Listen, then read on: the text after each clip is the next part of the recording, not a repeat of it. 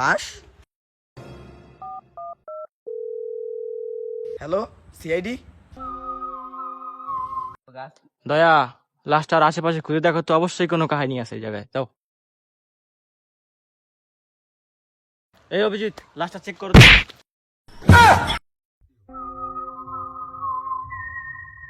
Sir, আমি একটু দেখি। তুমি দেখবা? দেখো দেখো।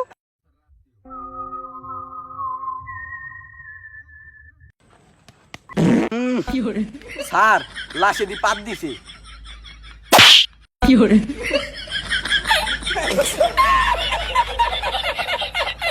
লাশে কোনোদিন পাত দেয়? দয়া? হ্যাঁ স্যার।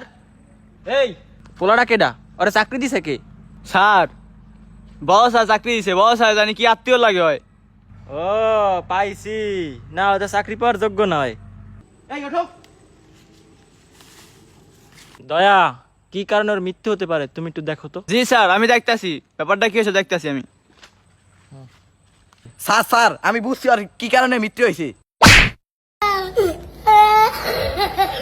এই ও এত হাই ভোল্টেজে কথা বলে কেন?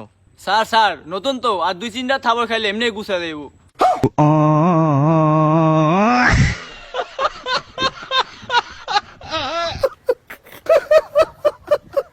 অভিজিৎ, তুমি কি কিছু পেলে?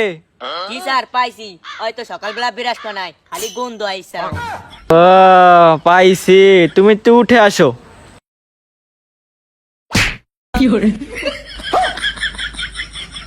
দয়া, এই দুইটা চাকরি কালকেই নট কইরা দিবা। ঠিক আছে স্যার।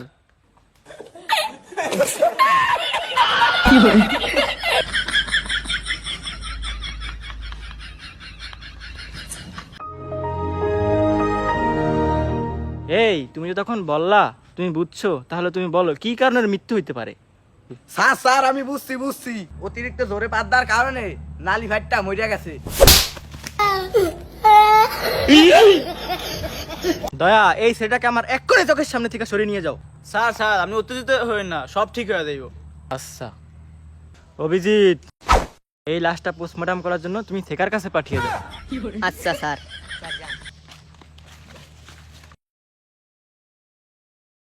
স্যার আমার হে সুমকা মারলো, লাশ হে সুমকা পাত দিল, বুঝলাম না তো।